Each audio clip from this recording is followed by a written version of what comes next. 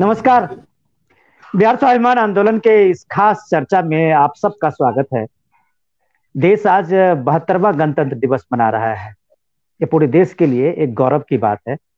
हम कह सकते हैं कि आजाद भारत के जिस सपने को लेके हमारे संविधान निर्माताओं ने एक ताना बना बुना था, एक भारत के एक डाइवर्सिटी का भारत जो है उसको एक यूनिटी में पिरो के देश के जो विभिन्न संस्कृति है, विभिन्न धर्म है, विभिन्न जाति है, विभिन्न मजहब के लोग हैं, लेकिन एक संविधान उनके ऊपर में है। और वो संविधान जो है उनको हर चीज, चाहे वो कोई पॉलिटिकल हो उनका एम्बिशन, चाहे इकोनॉमिक हो, चाहे वो सोशल हो, हर चीज के लिए आपके पास एक संविधान है जो उसकी पूरी गारंटी देता है।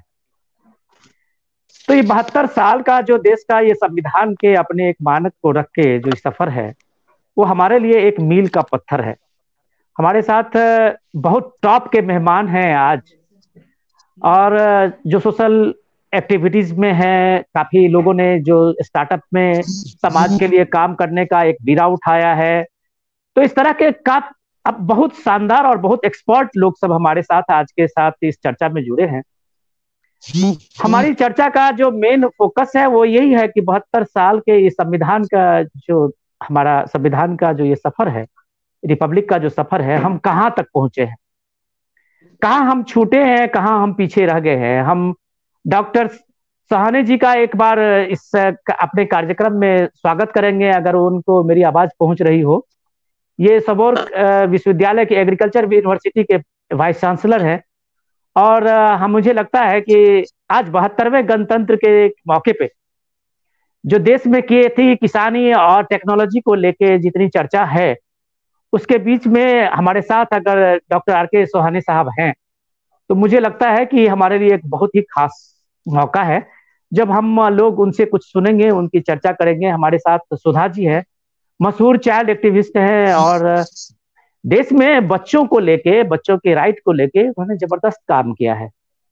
मिथिला से आती है, बेगूसराय से जो जीवन की पढ़ाई लिखाई शुरू की, सफर की, और हरियाणा में अपना पूरा करियर का अभी वो दे रहे हैं कंट्रीब्यूशन, लेकिन वो देश में बच्चों के लिए समर्पित है। हमारे साथ मेहमान में जो कौशलेंद्र जी हैं, कौशलेंद्र जी का बहुत शानदार योगदान रहा है सामाजिक जीवन जीते हुए। उन्होंने पूरी कोशिश की है अपनी जिंदगी को कि समाज के जो सबसे ऐसे अनसंग लोग हैं, जिनकी चर्चा नहीं है, जिनको लोग सुन नहीं पा रहे हैं, उनकी आवाज को दे, और पूरे सामाजिक सेवा के तौर पे वो अपना पूरे जीवन को लगाए हुए हैं। धर्मेंद्र जी है, खेती किसानी में जो सबसे बड़ी दिक्कत जो अवेयरनेस की है, और उस अवेयरनेस को खेती किसानी में लोगों को साथ में जोड़ने, उन्हें उनको समझाने, किसानों को जो मिल रही चीजें हैं उनसे उनको अवगत कराने। तो इस तरह के हमारे साथ जो जुड़े हुए लोग हैं उनके अपने अपने फील्ड में एक्सपर्टीज है। लेकिन मैं इन तमाम जो हमारे मशहूर लोग हैं उनके साथ में मैं एक छोटा सा नाम हूं, मेरा एक छोटा सा परिचय है कि मैं यहाँ पत्रकार हूं, और जीवन के जो सारे गतिविधि है उसको करीब से देखने का एक मेरा प्रयास होता है कि हम उसको देखें और अपने चीजों को समाज के बीच में लाएं। इसी कोशिश के बीच में आज जो हमने दिल्ली में देखा, मुझे इस चर्चा के साथ में उसकी चर्चा करना आज निहायत जरूरी इसलिए लगता है कि दिल्ली में आज हमने जो देखा, किसान आंदोलन के नाम पे जिस तरह के अराजकता से पूरा देश रूबरू हुआ।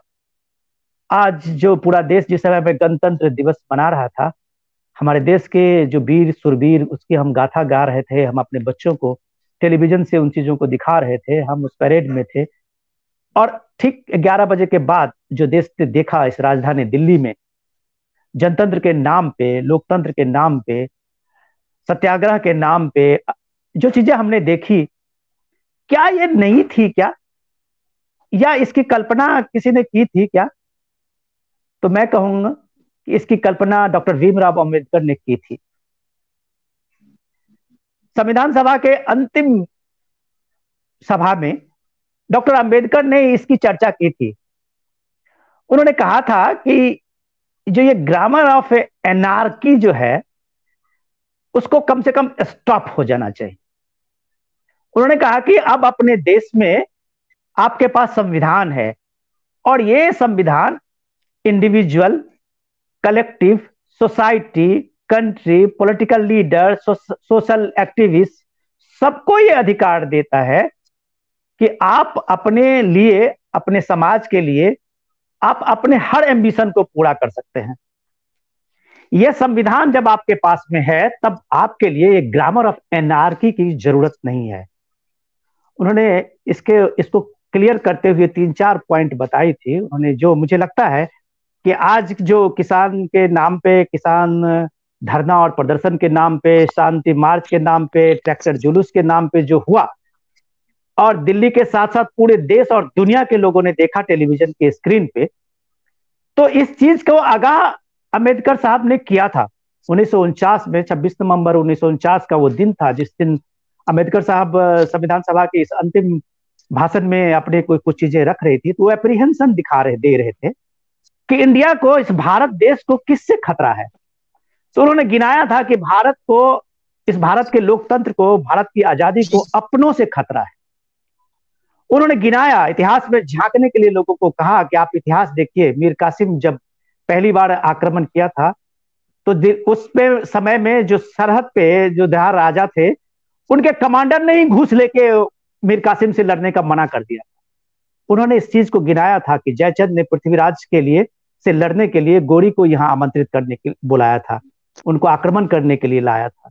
उन्होंने स्वतंत्रता संग्राम माने अंग्रेज के आने तक में सिख के जो सबसे बड़े राजा थे समय में, गुलाब सिंह का, वहां तक का उदाहरण दिया। उन्होंने शिवाजी राजे का उदाहरण दिया कि शिवाजी राजे जिस समय में परचम लहराते हुए आ रहे थे तो उनको कौन रोका। मुगल बादशाह से ज्यादा उनको मुगल के साथ में लड़ने वाले वो मराठा और राजपूत के राजा थे जो उनको रोका। तो इट मीन्स कि हमारी अपनी छोटी छोटी महत्वाकांक्षाएं, हमारी अपनी छोटी छोटी ईर्ष्याएं, हमारी छोटी छोटी अपनी जो सोच है, वो उस देश को गुलामी के गर्त में धकेलता रहा है। उसको उस चीज में हमें बार बार इसलिए अंबेडकर सचेत कर रहे थे कि आप एक स्वतंत्र देश के नागरिक हैं, आप एक स्वतंत्र देश होने जा रहे हैं, लेकिन याद रखिए ये देश पहले भी स्वतंत्र रहा है, यह देश पहले भी इंडिपेंडेंट रहा है, लेकिन हमने गुलामी को अपने लिए, अपने लोगों के साजिश से कई बार बुलाया है और हम गुलाम हुए हैं। इससे हमारे अंबेडकर साहब ने सचेत किया था इस देश के और इस देश के लोगों को कि ये जो ग्रामर ऑफ एनार्की है, इसको कम से कम स्टॉप करना चाहिए। जो आप अपने पॉलिटिकल एम्बिशन के लिए या अपने एक तुच्छ सोच के लिए करते हैं, आपको संविधान ने ऐसी बहुत चीजें दी है जो आप इसके फाइट कर सकते हैं, आप विरोध कर सकते हैं। लोकतंत्र में विरोध करना आपका हक है और आप लड़ के ले सकते हैं, लेकिन ये एनार्की की जगह तो कहीं नहीं है जिस तरह की एनार्की हमने देखा। सॉरी, मैं कुछ भावुकता में शायद मुझे लगता है कि हमने अंबेडकर साहब के इस पूरे रेफरेंस को आप लोगों के सामने लाया, जो आप लोग खुद जानते होंगे, आप लोग सारे विद्वान लोग हैं। हम सीधे चलते हैं, अगर हमारे साथ अगर वीसी साहब जो भागलपुर यूनिवर्सिटी के, एग्रीकल्चर यूनिवर्सिटी के वीसी साहब हैं, डॉक्टर आर.के. सोहानी साहब, अगर वो जुड़ गए हैं और हमारी आवाज सुन रहे हैं, तो सोहानी साहब, आज जो हालात बनी है, क्या इस देश 70 साल में किसानों को लेके और खेतीबाड़ी को लेके जो टेक्नोलॉजिकल डेवलपमेंट होना चाहिए था, या जो एक रिफॉर्मेशन होनी चाहिए थी किसान को खेतीबाड़ी में, वो नहीं हुआ और अभी भी लोग आशंकित हैं? डॉक्टर साहब,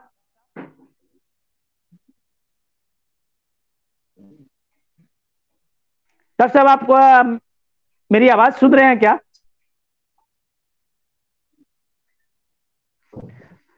डॉक्टर साहब को, सोहानी साहब को मेरी आवाज नहीं पहुंच रही है। मैं अपने दूसरे मिश्रा जी, मेरी आवाज आ रही है? जी सर, हाँ हाँ आ रही है सर।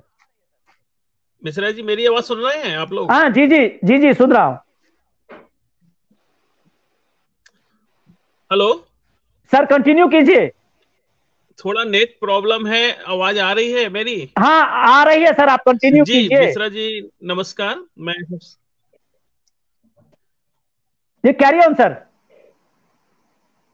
जी जी, तो धन्यवाद मिश्रा जी। मैं धर्मेंद्र भाई, कौशल, सुधा जी और सद्दाम सलीम जी, अमित जी, सभी को थैंक्स देता हूं कि आपने मुझे भी इनवाइट किया। और चूंकि नेट की प्रॉब्लम थी, अभी भी कनेक्टिविटी बहुत अच्छी नहीं है यहाँ पर, लेकिन फिर भी शायद मेरी आवाज सुन पा रहे हैं। और ये बहुत ही महत्वपूर्ण विषय कि हमारे देश को आज 72वां गणतंत्र दिवस हम मना रहे हैं, और हमारे किसान आज कहाँ हैं, और विशेषकर बिहार में हमारी जो युवा पीढ़ी है उसने इधर नया जज्बा क्या आया है, इस पे जो बातें निकल के आ रही हैं। मैं ये कहना चाह रहा हूं कि जो पिछले जो आज 72वां गणतंत्र मना रहे हैं, तो कहीं ना कहीं हमारे किसान भाई बहुत आगे बढ़े हैं। आप इसको इससे देख सकते हैं कि कहीं ना कहीं जो प्रोडक्टिविटी हमारी आजादी के समय थी, जो आज है, उसको देखते हुए हम कह सकते हैं कि ये सारा कंट्रीब्यूशन हमारे किसानों का ही है। और किसानों को जो कंट्रीब्यूशन उसमें कहीं ना कहीं हमारा आईसीआर है, एग्रीकल्चर यूनिवर्सिटी है, इनका भी कहीं ना कहीं रोल है। और तभी ये प्रोडक्टिविटी जो आई है। और अभी आपने जो हरित क्रांति की बात चल रही थी, फिर अभी हम लोग बात कर रहे हैं कि सतरंगी क्रांति हो, तो ये चीजें कहीं ना कहीं हमारे मेन किसान भाइयों के तरफ से ही आई हैं, तभी हम लोग इतना प्रोडक्टिविटी बढ़ा पाए हैं। और आज हम भारत को गर्व से इस मामले में कह सकते हैं कि भारत कहीं ना कहीं खाद्यान्न के मामले में आत्मनिर्भर है। जहां तक अगर हम बिहार की बात करें, तो बिहार में भी हमारा खेती किसानी बहुत अच्छा हुआ है। और हम युवाओं की बात करें तो इसमें हम ये कह सकते हैं कि पिछले 10 सालों में अगर बिहार में खेती में सबसे बड़ा योगदान दिया है तो युवाओं ने दिया है। युवा वर्ग हमारा कहीं ना कहीं अब खेती की ओर जुड़ रहा है। और अभी सबसे इसका इंपॉर्टेंट रिजल्ट देखने को मिला हमको कोरोना पीरियड में। अभी कोरोना पीरियड में जब हम लोगों ने माइग्रेंट लेबर लौट रहे थे, और यहाँ पे हमने उनके लिए जब कौशल विकास के कार्यक्रम बृहद स्तर पे किए, तो बहुत सारे युवाओं ने ये कहा कि अब हम वापस नहीं जाएंगे, यहीं पे खेती करेंगे। हम मजबूरी में दूसरे राज्यों में जाते थे। इसके लिए हम लोगों ने उनको जो हमारा कृषि सूचना क्रांति है उसके माध्यम से भी हम लोगों ने उनको, और मैं ये भी बताना चाहता हूँ कि बिहार के युवा इतने कुशल हैं कि जो हमारा यूट्यूब चैनल है जिसमें हमने करीब 200 से अधिक फिल्में, तकनीकी फिल्में और सफलता की कहानी अपलोड की हैं। मैं ये बताना चाह रहा हूँ गर्व से कि 35 लाख लोगों ने इस पिछले कोरोना पीरियड में हमारी फिल्मों को देखा, और हमने जो प्रोग्राम किए उनको उन्होंने अपनाया, और कहीं ना कहीं कौशल विकास के माध्यम से हमारे किसान जुड़े हैं। और जहां तक हम सबसे बड़ा सवाल है, मैं एक चीज जानना चाहूंगा, आपने बिहार की बात की है और वहां आपने एकोमोडेट करने की बात की है कि बिहार में जो यूथ हैं जो कैसे एकोमोडेट होंगे खेती किसानी में। मुझे लगता है कि बिहार में आज भी जो रोजगार के जो सबसे बड़े सोर्स है वो खेती बाड़ी ही है, किसानी ही है। भले ही किसान को हर बार बिहार से जब से ज्यादा जो माइग्रेशन होता है वो किसान के खेती बाड़ी के जो लेबर्स हैं, फार्मर्स लेबर्स हैं, उतनी का होता है। मैक्सिमम लोगों का हो सकता है कि वो टेम्पररी हो, परमानेंट माइग्रेशन नहीं हो, खेती बाड़ी से छोड़ के बाहर जाते हैं फिर आते हैं।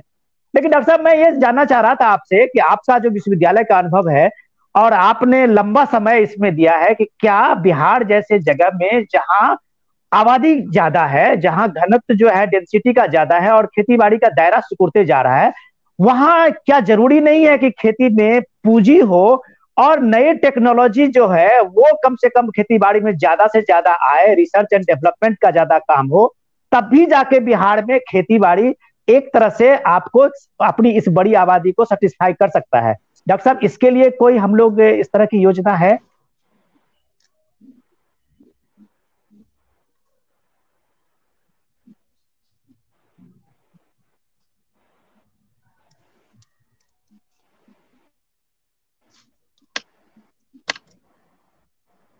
डॉक्टर साहब मेरी आवाज आ रही है आपको? जी मिश्रा जी, मैं ये कहना चाह रहा हूं कि कहीं ना कहीं बिहार ने अभी पिछले 10 सालों में अभी जी आ रही है।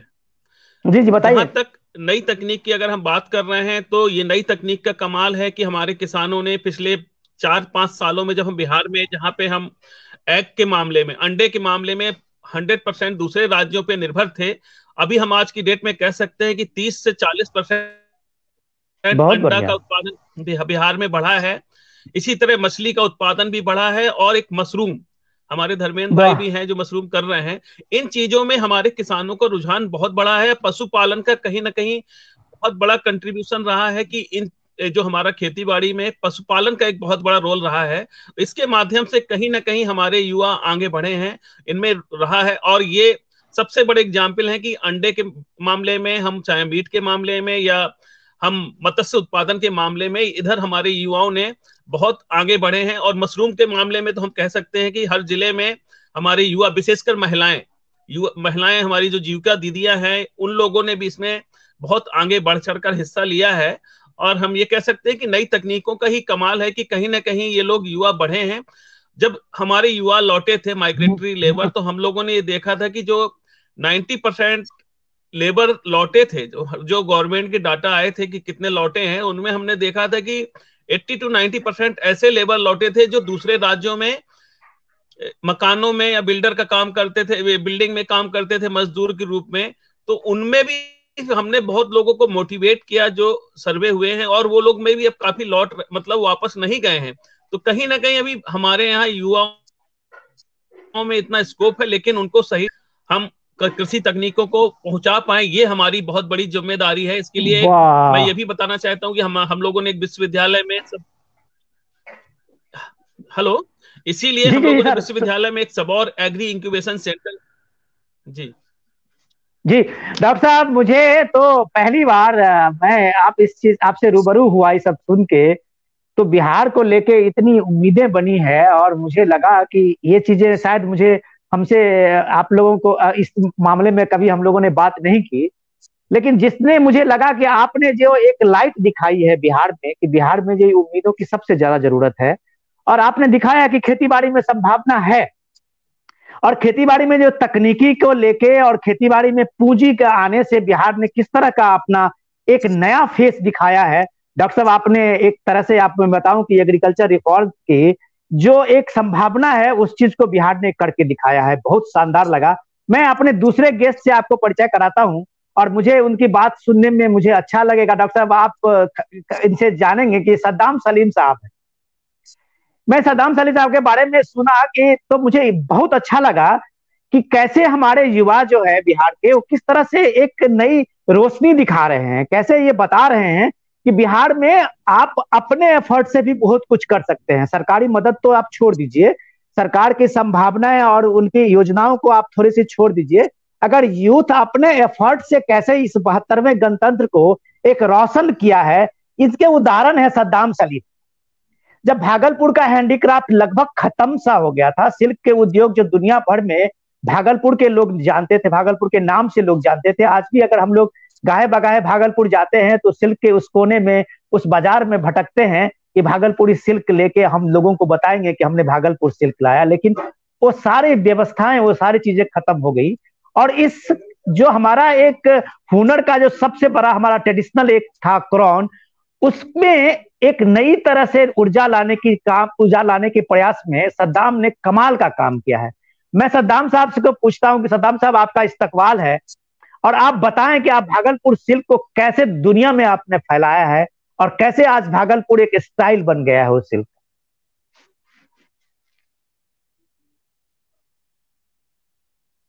सद्दाम साहब, आपकी आवाज नहीं आ रही है। जी सर, हाँ, आवाज है, आवाज हाँ आ जी रही जी है। जी जी। सर, मैं आरएस टेक्सटाइल से हूँ, और मैंने पढ़ाई लिखाई आपको बता दूं कि सबसे पहले तो मैं धन्यवाद दूंगा सारे पैनलिस्ट का, और बड़े बड़े लोग बैठे हैं यहाँ पे, मैं उन सबका आशीर्वाद और धन्यवाद लेते हुए, मैं सबसे छोटा हूँ यहाँ पर, हमको लगता है कि इस डिबेट में, क्योंकि मेरी एज नहीं नहीं, मात्र अरे आप काम से 24 बड़े ईयर है। हैं। जी वाह। सर। जी जी कैरी ऑन। जी सर।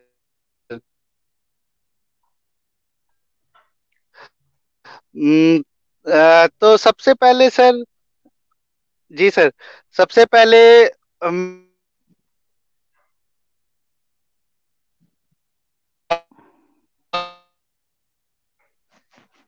थोड़ी सी दिक्कत है नेटवर्क की सद्दाम साहब। सद्दाम साहब, मैं एक बार फिर दोबारा ट्राई करूंगा आपके पास आने का। सद्दाम साहब, मैं दोबारा लौटता हूं आपके पास, जब आपका नेटवर्क थोड़ा सा आ जाए, कम से कम हम लोग सुन पाए आपके इस चमत्कार का जो भागलपुर में आपने दिखाया है। मैं सुधा जी के पास आता हूं। सुधा जी, आप मेरी आवाज सुन रहे हैं? जी सर, मेरी आवाज आ रही है? जी जी, बिल्कुल आ रही है। सुधा जी, 72वें गणतंत्र में हम पहुंच गए हैं। देश को इस 72वें गणतंत्र में एक समृद्ध देश और एक समृद्ध मुल्क की तरह से होना चाहिए था। हमारे देश में चाहे चाहे जो भी हो, अंतिम पायदान पे खड़े हुए वो व्यक्ति हों या हमारे छोटे बच्चे नौनिहाल हों, इस देश के जो गणतंत्र है, गणतंत्र से उनके वो आजादी का वो सारे जो हमारे मिले हैं उन सारी सुविधाओं से उनको अवगत कराना, उनको इन्फोर्स करना उन सोसाइटी को कि उनको सबको अपने एक मौलिक अधिकार से उनको रूबरू हो सके और उनको आजमा सके। आप इस लड़ाई में बच्चों के अधिकार को लेके आप लगातार प्रयास करती रही हैं। उसमें हम लोग कहीं भी पढ़ा है कि आपने बहुत संघर्ष किया है। इस 72वें गणतंत्र में क्या मानसिक रूप से हम इसके लिए तैयार नहीं है क्या? जी नमस्ते। और मैं बिहार स्वाभिमान प्रेस का यह पहल जो है बिहार कॉलिंग, इसका पहले धन्यवाद करना चाहूंगी और उपस्थित सभी गेस्ट का हार्दिक अभिनंदन करती हूँ। आपने सही कहा, हम 72वें गणतंत्र दिवस आज मना रहे हैं, लेकिन कहीं ना कहीं आप हर दिन अखबार में या न्यूज में जो हमारा बचपन सुरक्षित नहीं है देश का, यह एक गंभीर समस्या है। इसके लिए बहुत ही एक युद्ध स्तर पर, कहते हैं ना, हम अभी कोरोना महामारी से जूझ रहे हैं, तो यह कुछ दिनों के लिए आया है, लेकिन अगर बच्चों की सुरक्षा की बात की जाए तो यह एक हमारे लिए किसी महामारी से कम नहीं है अभी देश में। उस चीज से निपटना बहुत ही जरूरी है। और 72वें गणतंत्र में आने के बाद भी लेकिन कहीं ना कहीं एक समाज में विकृति आ गई है जिससे बचपन सुरक्षित नहीं है, तो यह एक गंभीर समस्या है। और इस चीज के लिए एक जागरूकता की कमी भी हम कह सकते हैं। बच्चों की सुरक्षा या बचपन को सुरक्षित रखना यह एक कोई विषय है। बचपन के बारे में सोचना यह बहुत कम लोग सोचते हैं। लोग सोचते हैं जब वह युवा हुआ, उसे रोजगार की जरूरत होगी, तब वह देश का मुद्दा हुआ, विषय हुआ। जबकि यदि हम पौधा जब छोटा सा होता है लगाते हैं, तब अगर उसको अच्छे तरह से सुरक्षित कर देते हैं, अच्छा पोषण देते हैं, तो हमारा खुद ब खुद एक भविष्य सुरक्षित रहेगा, सुरक्षित बहुत निर्माण बढ़िया। होगा। तो कमी है अभी भी, आप कह सकते हैं। हम 72वें साल में गणतंत्र मना रहे हैं, लेकिन उसके लिए अभी हमें बहुत प्रयास करना है, वहाँ हमें कमी महसूस होती है। हाँ, बहुत लोग प्रयासरत हैं, मतलब उसके लिए काफी कानून है या सुविधाएं भी बच्चों के लिए की जाती हैं, लेकिन ग्राउंड लेवल पर आकर उन चीजों को इम्प्लीमेंट करने में अभी और ज्यादा मेहनत की जरूरत है। बहुत बढ़िया सुधा जी, मैं आपको साधुवाद और मैं आपको सैल्यूट करना चाहूंगा कि बचपन को बचाने और बचपन का बच्चों की इस चीज का जो समाज में लोग अभी भी इस तरह से अवेयर नहीं है, उसके लिए आप इस लड़ाई को लड़ रहे हैं। हम देख रहे हैं कि अपने घर में, अपने समाज में उन चीजों को एक तरह से जो अवॉइड कर रहे हैं, वही बच्चे उस चीज से पीड़ित हो रहे हैं, उनका जो हक है वो छीना जा रहा है। एनीवे, हमारी तरफ से कानून व्यवस्था में सब चीजें सबके प्रयास में तो हो रहा है। देश को अभी मुझे लगता है कि एक एक व्यक्ति की जो अपनी मौलिक अधिकार हैं उनको लेके सजग होने की बहुत जरूरत है, और इस तरह से देश अपने अपने जो किसी पूर्वाग्रह से ग्रसित नहीं हो। आज देश में ज्यादा प्रॉब्लम जो है वो पूर्वाग्रह ज्यादा है। मैं अभी धर्मेंद्र जी से जानना चाहूंगा। धर्मेंद्र जी, आप मेरी आवाज सुन रहे हैं? बिल्कुल सर। धर्मेंद्र जी, आप तो कमाल का काम किए हैं। आपका जो मदन मोहन मालवीय संस्थान से आप जो काम कर रहे हैं खेती किसानी में, और जो छोटे छोटे किसान हैं, आप जहाँ काम कर रहे हैं वो कहीं बड़ा किसान नहीं है। यही दिक्कत है कि आज की तारीख में हम किसान को डिफरेंस नहीं कर पा रहे हैं। एक वो किसान जो जिंदगी भर कभी खेत पे गया नहीं, लेकिन वो भी किसान है, और वो किसान जो बटाईदारी में काम करता है और उसका पूरा का पूरा फायदा उस किसान को मिलता है जो कभी आज तक खेत पे नहीं गया। तो आप उस छोटे किसान के साथ में काम करते हैं जो 1 एकड़ 2 एकड़ जमीन जोतते हैं, या वो बटेदारी में कॉन्ट्रैक्ट लेबर में काम करते हैं। उनके बीच में टेक्नोलॉजी का, सरकारी सुविधा को बताने का, और उनके बीच में खेती को लेके एक ललक बढ़ाने के लिए जो आपका प्रयास है, आप किस तरह से इन चीजों को लाते हैं कि सरकार की इतने सारे स्कीम है, लेकिन हमारे वो किसान अशिक्षा के कारण नहीं समझ पा रहे हैं कि हमें मॉडर्न खेती में कैसे आना है और खेती को कैसे फायदे का सौदा बनाना है। धर्मेंद्र जी।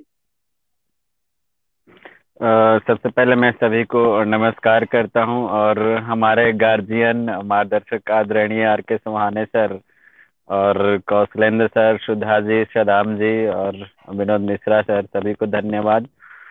देखिए, पहले जब हम किसान की बात करते हैं तो हम बड़ा की कल्पना ही नहीं कर सकते। किसान कभी बड़ा होता नहीं है। किसान सिर्फ एक किसान होता है और उसकी पहचान उसकी खेत खलिहान और किसानी से होती है।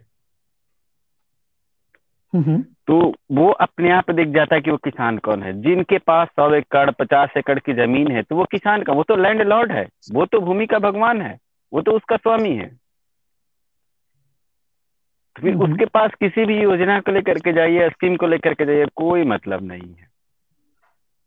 तो जो छोटे किसान हैं, जो एक्चुअली में अपने जीविकोपार्जन के लिए उस खेती किसानी पर निर्भर रहते हैं, उनको जब भी आप देखिएगा तो वो अपने गांव में, अपने खेत पर, अपने एक खेती किसानी में ही मिलेंगे। तो वैसे किसानों के बीच में पहुंचना और उनके साथ मिल करके बैठ करके बातें करना एक अलग चीज होती है, जहां से आपको खुद आप उनके साथ एक छोटा एंगेजमेंट दीजिएगा, एक छोटा समय व्यतीत कीजिएगा। किसान इतना आत्मिक रूप से आपसे जुड़ता है कि वो अपना सर्वस्व आपके सामने खोल करके रख, देखिए सर ये चीजें हैं, मैं ऐसे करता हूँ। और यदि आप एक छोटा प्रयास करते हैं कि सर आप जहाँ पे जो 1 बोरा यूरिया डाल रहे हैं, आप वहां पे 5 केजी यूरिया डालिए, या नैनो टेक्नोलॉजी जो आ गया, सिर्फ आप 250 ml यूरिया से काम चला सकते हैं, नाइट्रोजन से। यदि वो आप किसानों को समझा दिए तो देखिए किसान आपको भगवान की तरफ पूजना शुरू कर देता है। ये किसानों की पहचान और खासियत है सर। तो बहुत बढ़िया। हमें जरूरत है धर्मेंद्र जी मैं दोबारा आपके पास आऊंगा। मुझे लगता है कौशलेंद्र जी, मैं माफी चाहता हूं आपसे कि बहुत मुश्किल से सद्दाम जी का नेटवर्क आ रहा है। मुझे लगता है कि सद्दाम जी हमारे बीच में सबसे कम उम्र के हैं, काम तो बहुत बड़ा कर रहे हैं लेकिन उम्र के सबसे कम है। मैं एक बार उनके पास फिर जाना चाहूंगा कि सद्दाम जी आप अपनी कहानी सुनाइए पहले, कि कैसे आप भागलपुर के इस सिल्क को दुनिया के सामने लाया है दोबारा। जी सर, धन्यवाद। सबसे पहले तो गणतंत्र दिवस की शुभकामनाएं आप सभी लोगों को। हेलो, आवाज आ रही है सर? हाँ हाँ आ रही आप कंटिन्यू करिए। सद्दाम आप बोलते रहिए। गणतंत्र दिवस की आप सभी को शुभकामनाएं। जी, तो सबसे पहले सर मैं 12th दिल्ली से पढ़ा हूँ, सेंट एंड्रयूज स्कॉट इंटरनेशनल से। वहां से 12th करने के बाद मैंने इंजीनियरिंग में एडमिशन लिया, और लेने के बाद मैंने फिर सोचा कि इंजीनियरिंग करके करूंगा क्या। फिर कहीं जॉब करना होगा, कहीं नौकरी के लिए धक्के खाना पड़ेगा। 4 साल के बाद हमारा फ्यूचर क्या है। तो फिर मैं रिटर्न आया भागलपुर, क्योंकि मेरे पिताजी भागलपुरी सिल्क से पहले काम करते थे। और फिर मैं रिटर्न आया। तब रिटर्न आने के टाइम में 2016 की बात है, जब रिटर्न आया तो उस टाइम में सब लोग 2014-13 तक लगे थे। अमेरिका मेल का ऑर्डर बहुत ज्यादा था, भागलपुर से बहुत ज्यादा एक्सपोर्ट होता था अमेरिका कालीन। तो लेकिन कुछ यहाँ पर ज्यादा मुनाफा के कारण या किसी वजह से मिलावट के कारण वहां का काम बंद हो गया। बंद होने के बाद ऐसा लगा कि भागलपुर से सिल्क का कारोबार बिल्कुल बंद हो जाएगा, एकदम बिल्कुल खत्म ही हो जाएगा। तो हम लोगों ने नया काम स्टार्ट किया कि अभी मार्केट को जरूरत किस बात की है। जरूरत अगर अगर उस टाइम में अमेरिका का ऑर्डर था, पूरा कर रहे थे, उस टाइम जरूरत भागलपुर का पूरा हो रहा था। लेकिन अब वो काम नहीं है, तो हाथ पे हाथ रख के बैठना तो कोई अच्छा बात है नहीं। तो फिर हम लोगों ने सोचा नहीं, जो मार्केट को डिमांड है वो काम स्टार्ट किया जाए। तो हम लोग सबसे पहले साड़ी में आए, सूरत को कॉपी किया, सूरत को देखा। सूरत कोई ऑर्डर का काम नहीं करती, कोई एक्सपोर्ट का काम नहीं करती, वो अपना मैन्युफैक्चरिंग करके अपना बेचती है। फिर हम लोग स्टार्ट यही किए कि नहीं, हम लोग को भी अपना मार्केट बनाना खुद से पड़ेगा। और खुद से मार्केट बनाने के बाद वो जो चीज होती है उसमें मजा कुछ और है। तो फिर हम लोग स्टार्ट किए, मार्केट ढूंढना स्टार्ट किए। धीरे धीरे हम लोग को ग्लोबली मार्केट मिला। भागलपुर से बाहर बढ़े, धीरे धीरे बिहार लेवल पे गए, बिहार से इंडिया लेवल पे गए, और इंडिया से अब इंटरनेशनल लेवल पे। और बहुत अच्छी पहल है हमारी। मेरा वेबसाइट है RS टेक्सटाइल, www.rstextile.co.in। लोग इससे हम तक पहुंचते हैं, इंडिया के नहीं बल्कि सिंगापुर से, यहाँ तक कनाडा के बहुत सारे रीसेलर हैं जो भागलपुरी सिल्क को या भागलपुरी कुर्तीज को वो पसंद करते हैं। तो सद्दाम, मैं ये जानना चाहूंगा कि आपने एक जो एंशियंट हमारा भागलपुर सिल्क का वो ट्रेडिशनल एक सिल्क रहा है, उसको मॉडर्न लुक में लाने के लिए आपने फैशन कैसे किया? आप तो फैशन टेक्नोलॉजी से है नहीं, तो आपने कैसे फैशन जोड़ा और वो पूरा एक चर्चा का विषय बन गया आपके उस फैशन को, आपके उस डिजाइन को, ये कैसे किया आपने? सर फैशन देखिए मार्केट में तो वो बन रहा था, लेकिन भागलपुरी जो कारीगर जो बिनते हैं ना, वो एकदम ट्रेडिशनली सीधा एक प्लेन वो धागा होता है, प्लेन धागा बिनना शुरू करते हैं। लेकिन धीरे धीरे कारीगर को बताया कि नहीं, ये चीज अगर तुम जो पुराना चल रहा था अगर वही करते रहोगे तो फिर काम बढ़ेगा कैसे, हमें कंपटीशन करना है किसी दूसरे से। तो धीरे धीरे एक कारीगर को बताएं, एक कारीगर को जब बताया वो उनका जब सैंपलिंग आने लग गया नए नए डिजाइन में, तो उनको काम मैंने क्या किया, जब 3-4 कारीगर थे उनके साथ में, वो लोग काम नहीं कर रहे थे, वो सीधा ही काम कर रहे थे। तो मैंने क्या किया, जो डिजाइन बना के दे रहे थे उनको ही काम देना स्टार्ट किया। और ऐसे करते करते जब देखा कि मुझे काम ही नहीं मिल रहा है, बाकी एक को काम मिल रहा है, 4 को काम नहीं मिल रहा है, तो बाकी जो 3 थे वो लोग भी लेंगे, चलो मेरा नया एक मैं भी नया डिजाइन इसको बनाऊंगा। तो कारीगर में ट्रेडिशनल इसलिए क्योंकि कारीगर बहुत छोटे होते हैं, उनको समझाना कि इसमें कुछ नया ला दो, वो करते हैं, वो उतना कोशिश करना नहीं चाहते हैं। तो उनको को पैसे के माध्यम से या किसी भी माध्यम से उनको लाना पड़ता है। तो हम लोग क्या किए कि जो आ रहे हैं, जो जैसे जिसको मैंने समझाया और वो समझ गए, उसको कॉपी पे उतार दिया, वैसे कारीगर को हमने काम देना ज्यादा शुरू कर दिया।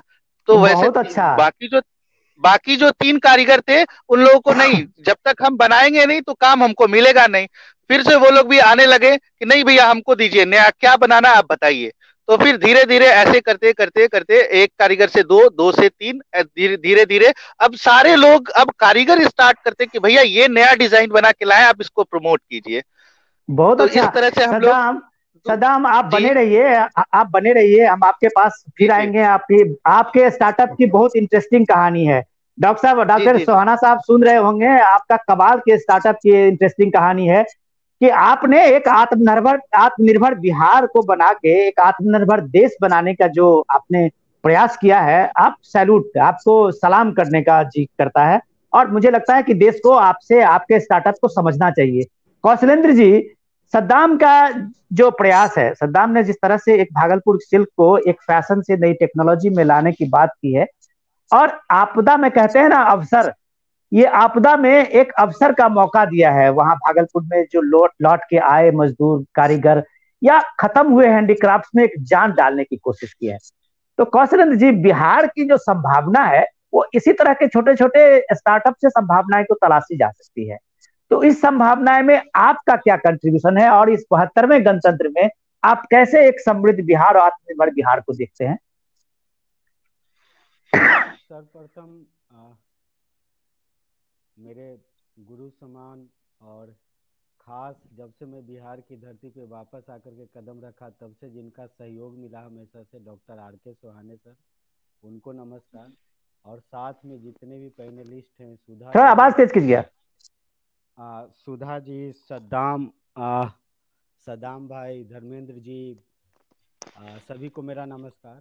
और जितने भी लोग लाइव सुन रहे हैं सभी को प्रेम भरा नमस्कार, प्रणाम। हम लोग जो बात कर रहे हैं आत्मनिर्भर बिहार, आत्मनिर्भर भारत, और सर ने भी बात की, धर्मेंद्र भाई की बात को भी सुना मैं, सद्दाम भाई की भी, और सुधा जी की बात को भी। बिहार को अगर हम देखते हैं ध्यान से तो लगता है कि 12-13 करोड़ की जनसंख्या है और एक बहुत बड़ी युवा आबादी के साथ बिहार बैठा हुआ है। और ये युवा आबादी अगले 10-15 साल में भी कम नहीं होना है, क्योंकि बिहार का यूथ में अभी भी आप देखेंगे तो 18 साल से नीचे वालों की जनसंख्या काफ़ी अधिक है। इसको जो नाम देता है लोग, खास करके एकेडमिशियन, बड़े बड़े जो विचारविद हैं, इनको नाम देते हैं इस शब्द को डेमोग्राफिक डिविडेंड, जिसको मैं कह सकता हूँ कि जनसंख्या का लाभांश। लेकिन ये शब्द ही अपने आप में मेरे अनुसार नकारात्मक होता है, क्योंकि जनसंख्या बड़ा हो गया, लाभांश हमेशा छोटा होता है, तुम छोटे की बात करते हो। बिहार के सामने जो चुनौती है कि किस तरीके से इस डेमोग्राफी को, इस जनसंख्या को गुणांक में बदल सके, एक गुणक बहुत बढ़िया। मल्टीप्लायर हो सके। ये जो डेमोग्राफी है, जो आज हमारा, आज मैं सुबह से इस 72वें गणतंत्र दिवस में मुझे लगता है कि मैं टोटल तीन गांव का आज दौरा किया हूँ सुबह से, और किसानों से नहीं मिला हूँ, आज युवाओं से मिला, सबसे मिला, और एक जो चीज था जिसको समझने की कोशिश में कर रहा था कि आज का जो युवा है, आज जो 13 साल का है, आज जो 12 साल का है, आज जो 24 साल का बिहार में गांवों में रह रहा है, और जो छोटे शहर में रह रहा है बिहार का, वो खुद को, अपने परिवार, अपना समाज, अपना गांव, अपना जिला, अपना राज्य, अपना देश, ये चीजों से किस तरीके से बहुत अच्छा रिलेट करता है, कैसे रिलेट करता है। हम जिस गणतंत्र की बात करते हैं, जिस स्वराज की बात करते हैं, क्या उससे वो खुद को सामंजस्य बैठा पाता है? क्या कौशलेंद्र जी, मैं देख रहा हूं कि डॉक्टर सोहाने साहब का भी ये नेटवर्क अब करीब करीब ठीक ठाक आ गया है। मैं एक बार उनसे ये ले लेता हूं। आपने बहुत सही बात कही है, बिहार के बारे में जो कल्पना आपने गढ़ी है बहुत क्लास का है। डॉक्टर साहब, मैं कौशलेंद्र जी ने भी चर्चा की और आपने सद्दाम जी को सुना। मुझे ये लगता है कि आप एग्रीकल्चर यूनिवर्सिटी, जो बिहार के एग्रीकल्चर यूनिवर्सिटी है, बिहार को आप कह सकते हैं कि सर अब इंडस्ट्री तो कोई रही नहीं, तो जो बिहार का सब कुछ जो भविष्य निर्भर करता है वो अब एग्रीकल्चर यूनिवर्सिटी के भरोसे ही है, क्योंकि बिहार अब कृषि प्रधान राज्य है। इंडस्ट्री वाला जो इलाका था वो झारखंड में चला गया था। तो अब बिहार में यूथ की जो पोटेंशियल है, जैसे आपको अभी सद्दाम ने दिखाया, आपको जो कौशलेंद्र जी और धर्मेंद्र जी बता रहे थे, क्या आपको लगता है कि सर ये जो बिहार के का एग्रीकल्चर बेस्ड हो या फिर दुनिया के किसी, भारत के किसी भी स्टेट में एक बड़े रिफॉर्मेशन की जरूरत है, जो खेती किसानी को मामले में एक आत्मनिर्भरता की बात होती है तब जब, अब मान लीजिए कि अब जहां बड़े किसान है, जहां वहां अगर आप सब कुछ आप वहां सब्सिडी में है, अगर पानी, बिजली, खाद, बीज और इन सारे चीजों के बाद जब है कि किसानों में ये बात का एक तरह से ये बना रहता है कि उनको सही दाम नहीं मिल पाता है, उसके लिए सरकारी मंडी का अपना एक रोना होता है। मैं आपके सामने में छोटा उदाहरण देता हूं कि पंजाब में आज जिस एमएसपी के लिए लड़ाई हो रही है और किसान धरने पे हैं, उसी पंजाब में आज कॉटन की, इस बार कपास की जबरदस्त पैदावार हुई है, और इतने बम्पर पैदावार होने के बाद जब कॉरपोरेशन, जो कॉटन कॉरपोरेशन है, वो सरकारी मंडी में पहुंच रही है, तो वहां से जाने के बजाय पंजाब के किसान प्राइवेट ट्रेडर्स को अपना कपास बेच रहे हैं, क्योंकि वहां ज्यादा दाम मिल रहा है। लेकिन जब चावल और गेहूं की बात आती है तो हर किसान का को ये लगता है कि सरकार खरीदे उसको, क्योंकि वहां एमएसपी का दाम ज्यादा मिल रहा है बाजार से। तो क्या एग्रीकल्चर प्रोडक्ट्स को जब तक मार्केट का कंपटीशन नहीं होगा, या मार्केट के हिसाब से, जैसे सद्दाम ने बनाया कि आप मार्केट के को पहले समझिए कि आप किस प्रोडक्ट को लाएंगे, तब तक क्या किसानों का भला होने वाला है? या आपके जैसे जो वाइस चांसलर है एग्रीकल्चर यूनिवर्सिटी में, बिहार के मिट्टी और बिहार के खेती किसानी को क्या जरूरत है, क्या इसके लिए कोई शोध हो रहा है क्या डॉक्टर साहब? जी जी, धन्यवाद मिश्रा जी। अभी कौशलेंद्र की बात से मैं भी सहमत हूँ, और अभी सद्दाम जी ने जो भागलपुर का एग्जाम्पल दिया है, जहां तक हमें युवाओं को जोड़ना है, जो हमारा है ना, attracting rural youth in agriculture, Arya, इस प्रोग्राम को हम लोग बोलते हैं आर्या, ये हम लोगों ने शुरू किया है। दूसरा, हम लोगों ने एक, अभी जो सद्दाम जी, इसी तरह हम लोगों ने प्रोग्राम शुरू किया है। यहाँ पे भारत सरकार की मदद से हमने एक Sabour agri incubation centre start किया है।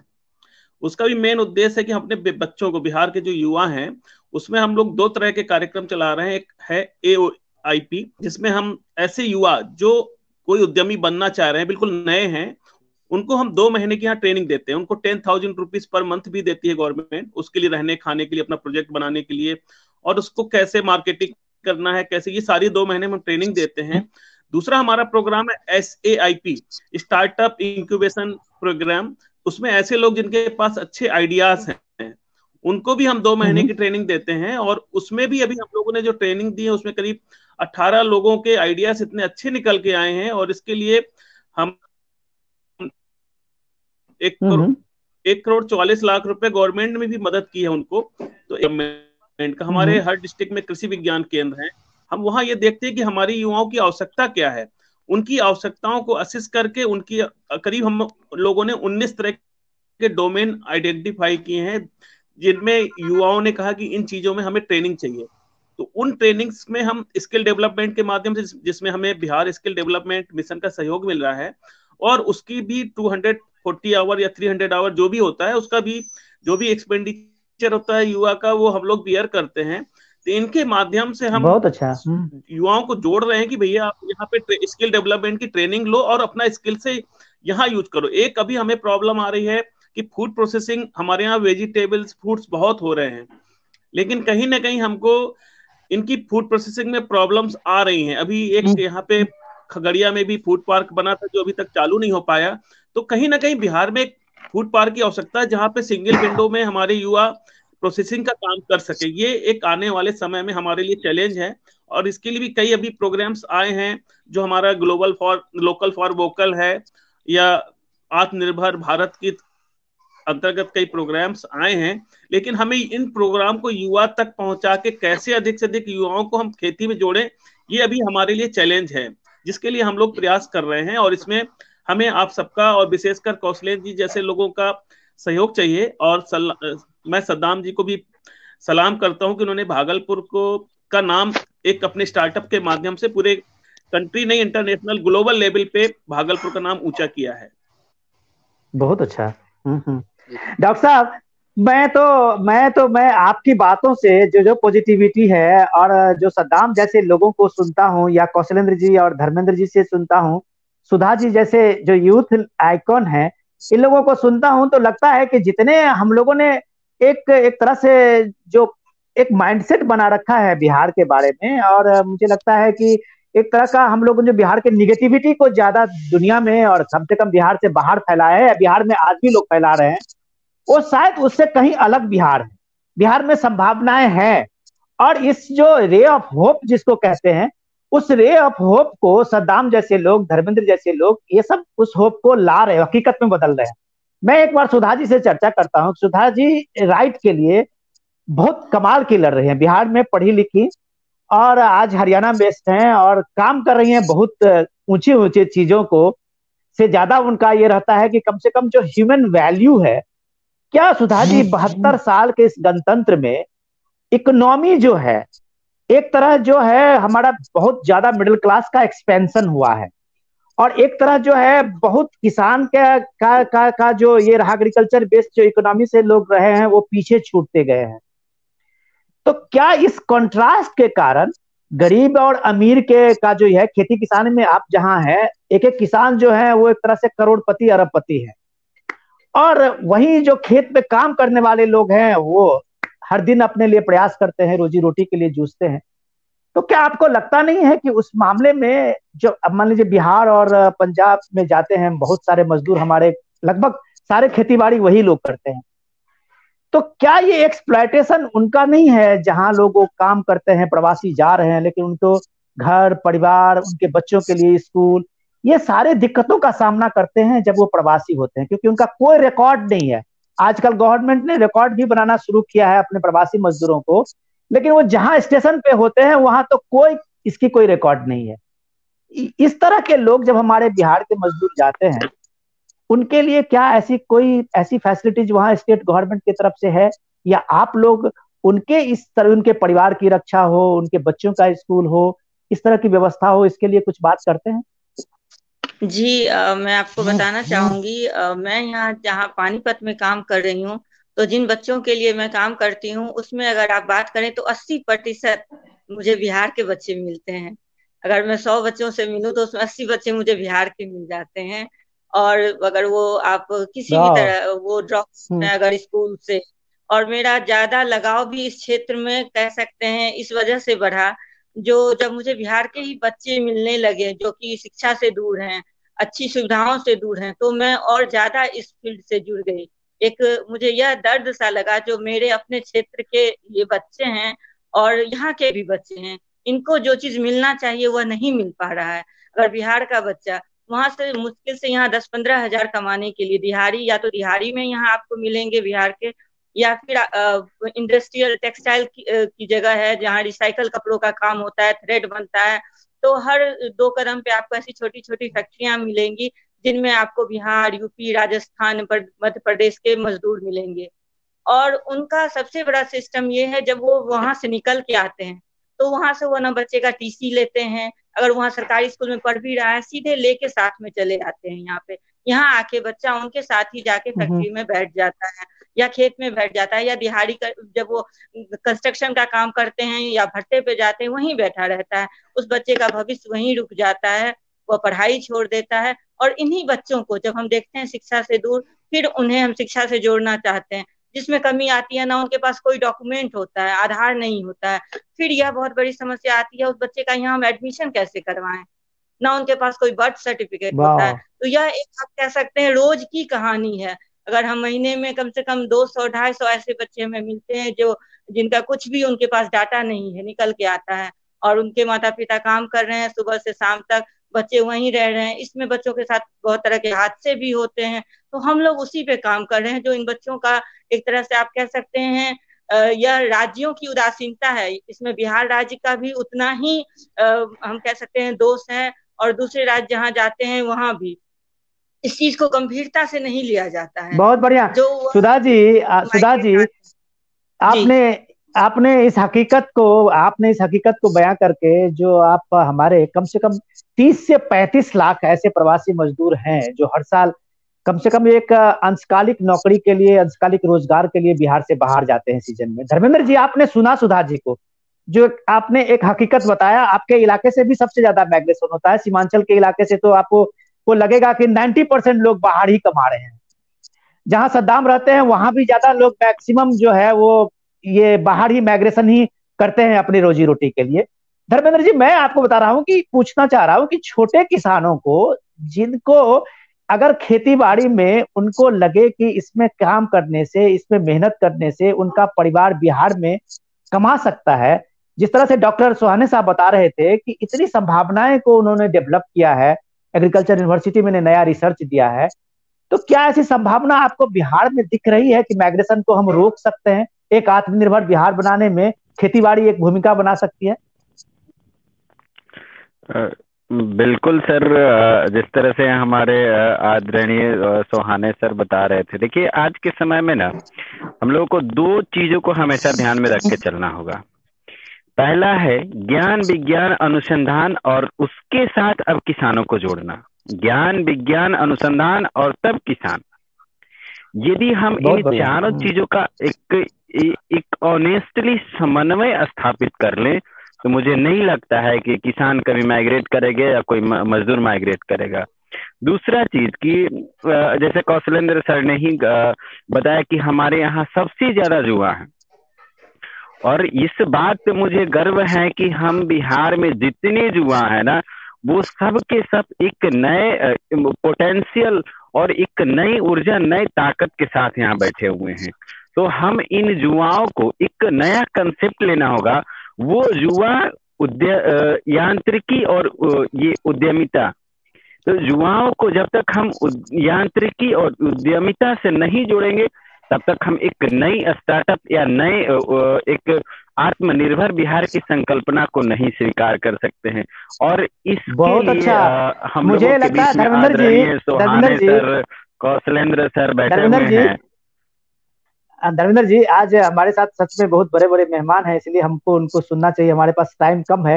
आखिरी सवाल हम कौशलेंद्र जी से ले लेते हैं। कौशलेंद्र जी, आपने बहुत सही सवाल किया था, जिसका बहुत बढ़िया डॉक्टर साहब ने जवाब दिया है और आपने ही उठाया था। क्या बिहार के नौजवानों को, हम कहते हैं ना कि बिहार में स्किल फोर्स, उद्यमी की कमी नहीं है, बिहार अपने आप में उद्यमी है, उद्यमशीलता की कमी है, एंटरप्रेन्योरशिप की कमी है, जो ट्रेनिंग नहीं है। सद्दाम जैसे लोग जो ये बात जान लेता है कि भैया हमको इंजीनियरिंग करने के बाद भी फिर नौकरी के लिए ही भटकना पड़ेगा यहाँ वहां, तो हम क्यों ना लोगों को नौकरी दें। ये उद्यमशीलता जिस दिन उसे आई, उस दिन भागलपुर के उस इलाके का उसने नक्शा बदल दिया। तो क्या बिहार में इस उद्यमशीलता की ट्रेनिंग के लिए एग्रीकल्चर यूनिवर्सिटी या बाकी ऐसी जगह कोई है जहां पे यूथ को, अगर मान लीजिए 50 ही यूथ को ट्रेनिंग मिले, उसमें 5 ही उद्यमी निकले, इंटरप्रेन्योरशिप जिसको आप बोलते हैं, तो 500 लोगों को नौकरी दे देगा। सद्दाम सैकड़ों लोगों को एम्प्लॉयड कर रखा है। ऐसी संभावना आपको कैसे दिखती है बिहार में? ऐसी पॉसिबिलिटीज है?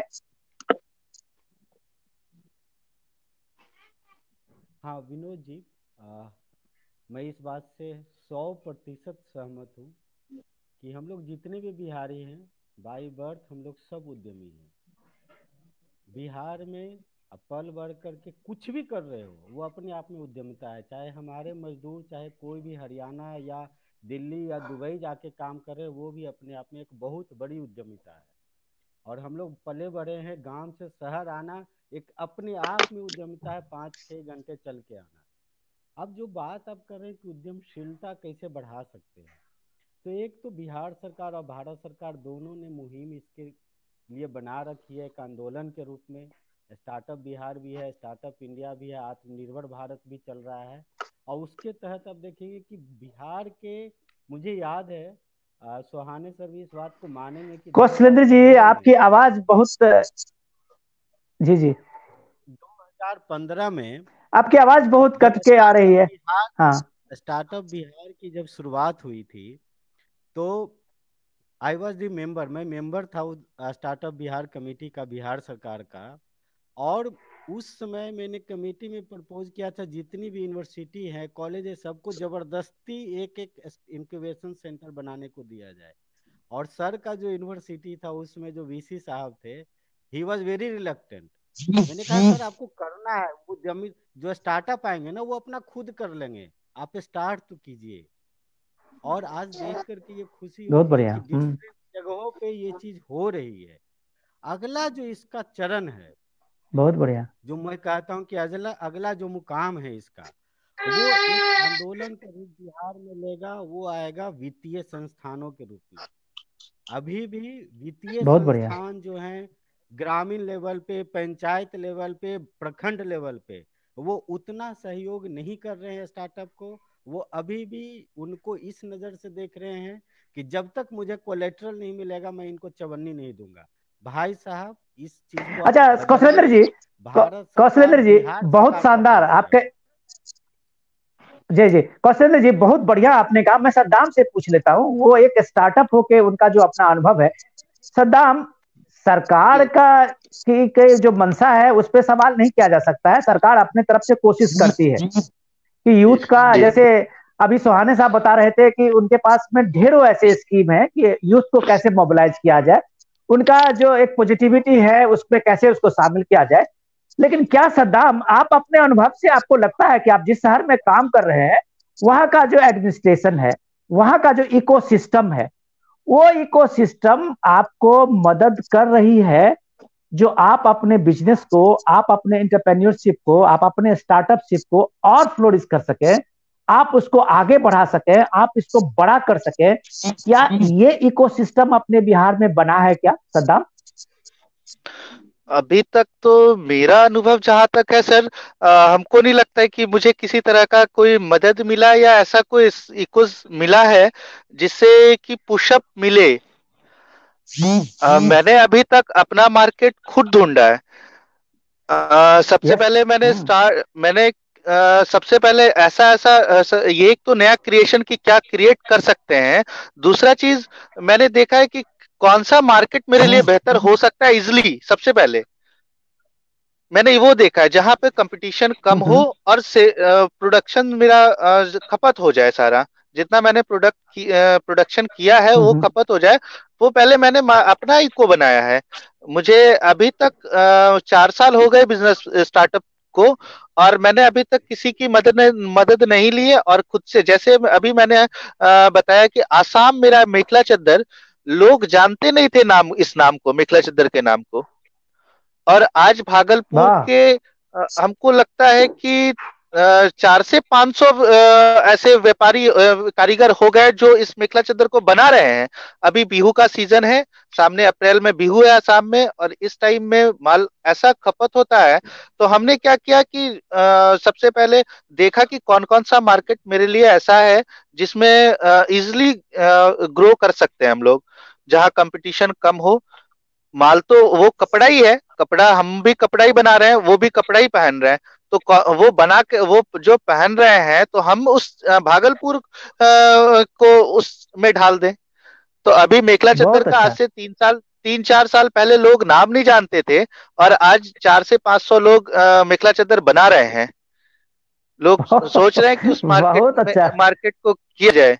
उसी तरह से जैसे सिंगापुर में लोग बहुत कम साड़ी पहनते थे, और मेरा 6-7 ऐसा बड़ा बुटीक है जो साड़ी को ट्रेडिशनल में ला रहा है। और ये नहीं कि वो मिक्स की या सूरत की पॉलिस्टर साड़ी को, सब भागलपुर की प्योर सिल्क की साड़ी को बता रहा है वहां पर कि ये पहनिए और ये इस पे लुक लाइए, और अच्छा खपत हो रहा है।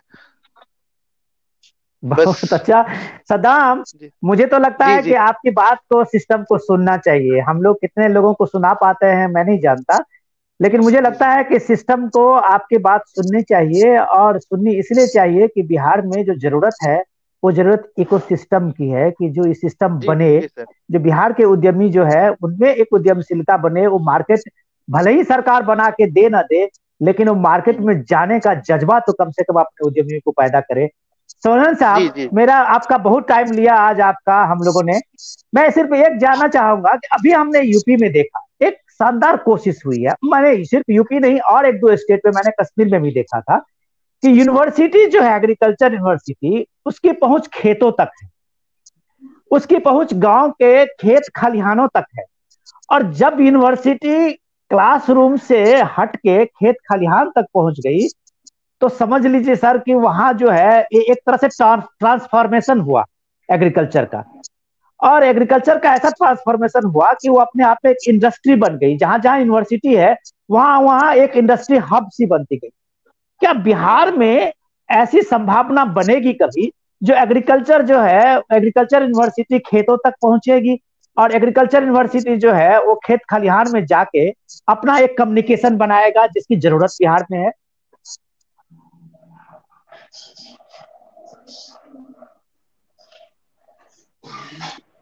डेफिनेटली ये हम लोग विश्वास दिलाते हैं कि जो भी हमारी एग्रीकल्चर यूनिवर्सिटी है, अभी हम लोगों ने कार्यक्रम किए थे रीच टू अनरीच, ऐसे लोगों तक पहुंचे जहां तक कोई नहीं पहुंचा है। और इसमें हम लोगों ने कुछ ट्राइबल एरियाज को भी, विशेषकर बांका, किशनगंज, कटिहार में लिया, जहां पे कभी कोई पहुंचा भी नहीं था। और लेकिन इतना बड़ा हमारा एरिया है, और एग्रीकल्चर यूनिवर्सिटी की भी कुछ लिमिटेशंस होती है। जहां तक हमारा कृषि विभाग है, उनका हर पंचायत में किसान सलाहकार है, हर किसान समन्वयक हैं। लेकिन एग्रीकल्चर यूनिवर्सिटी में अगर हमारे जो 6 कॉलेज हैं और कृषि विज्ञान केंद्र हैं, उनको हम एक अच्छा हब बना सकते हैं जहां पे लोग आके देखें। लेकिन ऐसा संभव नहीं है कि हम हर गांव तक पहुंचे, हर खेत तक पहुंचे, लेकिन हम कुछ मॉडल के माध्यम से अधिक किसानों तक पहुंच सकते हैं। कुछ हम अपने पायलट, अभी हम लोगों ने कुछ गांवों को ऐसे मॉडल बनाया, कुछ एंटरप्रेन्योर कितने अच्छे बनाए हैं मॉडल, कि वहां उनको देख के दूसरे लोग मॉडल बन सके। तो ये हमारा प्रयास हमेशा रहता है।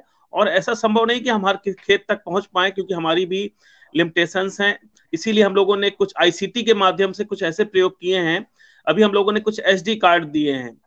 हमारे जो यूट्यूब का चैनल है, आपको उसको बिलीव नहीं होगा, उसके 404 करोड़ व्यूअर्स हैं, और बहुत 183 अच्छा। कंट्री के लोग उसको देखते हैं, 4 करोड़। तो इन आईसीटी के माध्यम से डेफिनेटली हम अधिक से अधिक लोगों तक पहुंच पा रहे हैं। और ये हमारी संकल्प है कि ये भी है कि हम हर खेत तक पहुंचे। लेकिन कहीं ना कहीं हमारी लिमिटेशंस हो जाती है। लेकिन हम यूनिवर्सिटी को और अपने कॉलेजों को एक हब के रूप में डेवलप कर रहे हैं। हमने हर कॉलेज में एक यूनिट बनाया है, जहां पे कोई भी एंटरप्रेन्योर, अगर हम डोबराव में जाएं तो वहां हमने टमाटर का प्रोसेसिंग यूनिट बनाया है, पूर्णिया में जाए तो वहां मखाने का प्रोसेसिंग यूनिट बनाया है, अगर सबौर में आए तो सबौर में हमारे करीब 7-8 तरह के प्रोसेसिंग यूनिट हैं, जहां पे कोई भी आके सीख सकता है। और हमने वो यूनिट भी एंटरप्रेन्योर को चलाने के लिए दिए हैं कि आप भी चला के अपना अर्न कीजिए। तो ये हमारा प्रयास है। डॉक्टर और साहब, डेफिनेटली एग्रीकल्चर यूनिवर्सिटी है। डॉक्टर साहब मैं तो बहुत जी धन्यवाद बोलिए। दूंगा आपको। मैं आपको बहुत धन्यवाद दूंगा और आपके प्रयासों को मैं कह सकता हूं कि हम तो बहुत छोटे से एक मेरी भूमिका है और हम तो बिल्कुल इसकी खुशामदीदी ही कह सकते हैं, इसको सैल्यूट कर सकते हैं। लेकिन डॉक्टर साहब संवाद की बहुत जरूरत है बिहार में। बिहार में जरूरत है इस चीज की कि जी एग्रीकल्चर यूनिवर्सिटी को खेतों तक पहुंचने की जरूरत है।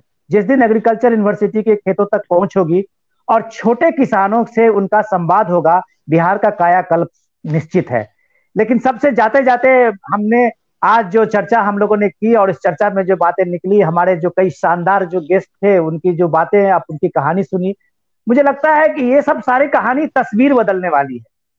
ये सारी कहानी जो है, जो नेगेटिविटी में हम एक माहौल में रहते हुए इतने बड़े हुए हैं और 72 साल की आजादी के गणतंत्र का जो हमने एक सिलसिला बनाया है, उसमें कई रीजन हैं ऐसे जो पीछे छूटते गए हैं। बिहार में भी उसमें एक है, जो इसलिए एक है कि जब खेती किसानी की बात हो रही थी, हमें आज बहुत अच्छा लगा कि एक खेती बाड़ी से जुड़े हुए एक्सपर्ट कह रहे थे कि 70 साल के बाद खेती बाड़ी को लेके एक रिफॉर्मेशन की बात कही गई है इंडिया में, जो एक मौजूदा जो किसान रिफॉर्मेशन बिल आया था और कानून बने थे। और आज अगर ये किसानों को लेके, खेती बाड़ी को लेके अगर इस तरह के रिफॉर्म्स को अगर हम इस तरह से रौन देंगे, तो आने वाले 50 साल में फिर कोई भी सरकार खेती बाड़ी के सुधार के लिए कोई कानून नहीं बनाएगा। ये बात ठान लीजिए। सवाल सबसे इंपॉर्टेंट ये है कि सिर्फ पंजाब और हरियाणा के किसान से, उनकी बातों से पूरे देश के किसानों का भला होने वाला नहीं है। ये देश एक इतना ज्योग्राफिकली और इतना फैला हुआ है कि यहाँ पे कम से कम हर रीजन की अपनी अपनी अपना अपना एक भौगोलिक ये कैरेक्टर है। इतने भौगोलिक विषमताओं वाला ये देश है, उसपे एक फॉर्मूले से पूरे देश की चीजों को नहीं आप आंक सकते। किसान रिफॉर्मेशन में पंजाब के कुछ किसानों को दिक्कत हो सकती है, लेकिन बिहार के जैसे जगह में वैसे छोटे छोटे किसानों के लिए एक वरदान साबित हो सकता है। और हमें देश के टोटलिटी में चीजों को समझना होगा। आप तमाम लोगों का मैं शुक्रिया अदा करूं और आपके तमाम लोगों के प्रयासों को मैं सराहना करूं कि बिहार सरकार सुने, सद्दाम की बात सुने, बिहार सरकार कौशलेंद्र की बात सुने, बिहार सरकार धर्मेंद्र की बात सुने, बिहार सरकार सुधा की बात सुने। जो हजारों हमारे प्रवासी मजदूर जाते हैं तो एक गारंटी के साथ कहीं जाएं, जो ये देश उनका है, ये बिहार उनका है और उनकी सामाजिक सुरक्षा भी जरूरी है। आर के सोहाने साहब, आपका मैं खास तौर से धन्यवाद दूंगा। आप जुड़ते रहिए लोगों से, इसी में खेती किसानी को भला है। बिहार जैसे स्टेट को आपसे बहुत कुछ जरूरत है।